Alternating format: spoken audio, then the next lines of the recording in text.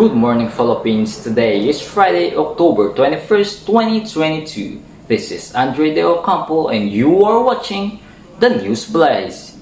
In today's breaking news, damage from Super Typhoon Karding threatens the Philippine economy and education. Being the strongest tropical cyclone to hit the Philippines so far this year, the number of individuals affected by Super Typhoon Karding has breached the 1 million mark. In the latest report of the National Disaster Risk Reduction Management Council, there are almost 300,000 families affected by Karding in 6 regions in the country.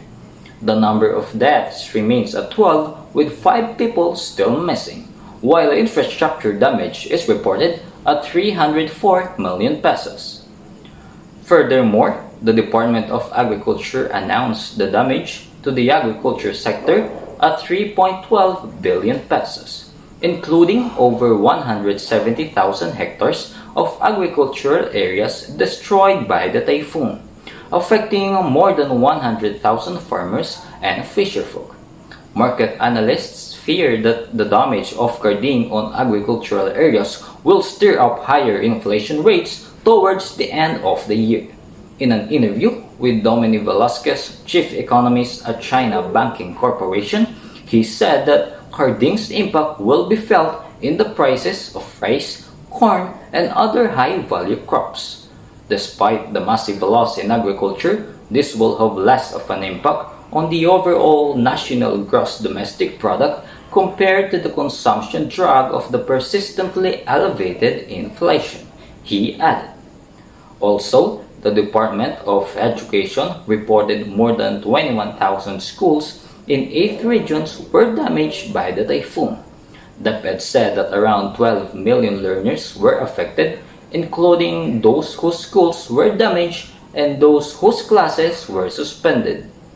The cost of reconstructing or rehabilitating the most affected schools is estimated at 1.2 billion pesos. The education sector also explained that the protocol for schools with damaged infrastructures is to switch to either distance learning or blended learning, which has halted many students' progress in coping with learning losses due to the COVID-19 pandemic.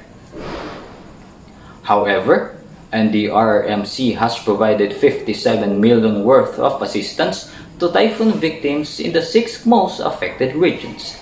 In a separate report, the Department of Labor and Employment has initially distributed 456 million pesos as part of their emergency employment program for workers in areas affected by the typhoon.